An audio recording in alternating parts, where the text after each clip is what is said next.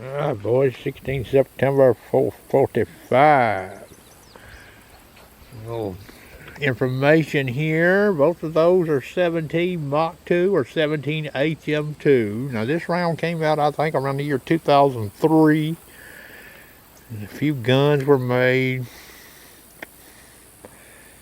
I'm going to give you the sharpshooter's take. Now, I've used the VNT. I used it a little bit. I believe it was year before last. I've used it quite a bit this year already. I think I've bagged 145 squirrels using it, okay? The Vmax, I killed a shitload with it in the last 5-6 years. What stands out about that VNT over that Vmax? Now, I believe they travel about the same speed. They're the same weight. That VNT, when it hits a squirrel in the squirrel woods, it's a mover and a shaker, boys. Even at 30, 40, and 50 yards, it moves the squirrel backwards. Blows it out of the tree. Unlike that Vmax over there, it don't quite do that. Now, what few squirrels I shot with that VNT, I believe it's been a year and a half or two ago. I shot some. I think I shot one at 100 yards of squirrel. I like what I seen. But that particular barrel I had, for some strange reason, you couldn't shoot over about 30 rounds in it. It'd go to shooting like bullshit. The barrel I got now likes that stuff on the right. Now, I ain't even shot any of that stuff on the left, but the other barrels I've got likes the stuff on the left. So what's the sharpshooter's take?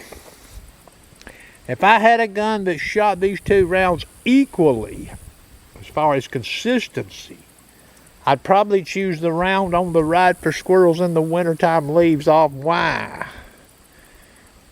Because of error. You're probably allowed a little more error on that bullet on the right versus that bullet on that cartridge in the box on the left. Gray squirrel's gut shot with that cartridge on the right, even at 100 yards, is probably the doomsday.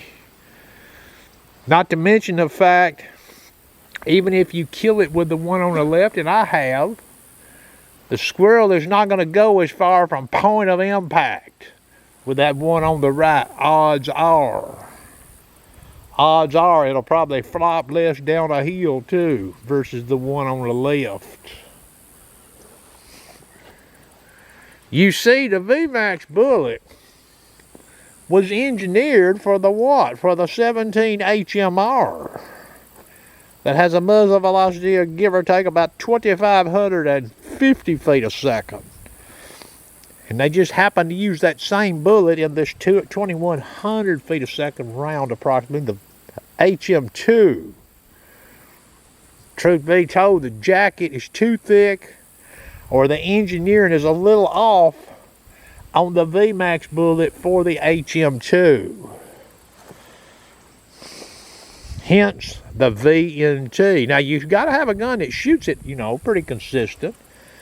If your gun won't shoot it consistent but shoots the stuff on the left, stick with the stuff on the left. In windier conditions, though, where you might slip up and come back on a squirrel's body, that on the right there, boys, is going to do damage, even to that mighty fox squirrel. They're tough. A lot damn tougher than a gray squirrel. You could gut shoot a fox squirrel even with that round on the left or the right. They could get away, but he's got far less chance with that one on the right hitting the same spot, based on what I'm seeing. Now, I've killed coyotes with that one on the left. I've not shot one with that on the right. I killed one coyote with that on the left there at 230 yards with an HM2, if you can believe that. I've killed several at 200 yards plus with that one on the left. No exit wound, only an entry wound.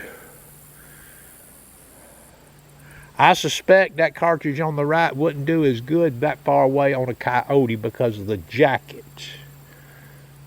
Won't penetrate as deep.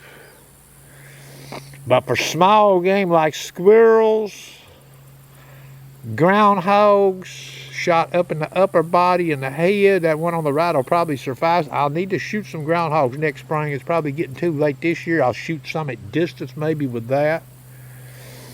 See how it does. Now, this is my take. The video that I'm shooting with this trigger cam, if you watch them squirrels in slow motion that's hit with that round on the right, if I had shot them same squirrels with that round on the left, you wouldn't be seeing what you're seeing in that video.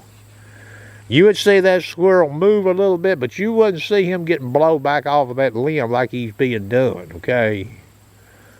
It's a mover and a shaker, boys. There's no doubt about it. Hats off to CCI or whoever engineered that bullet. To conclude the video, have a good evening.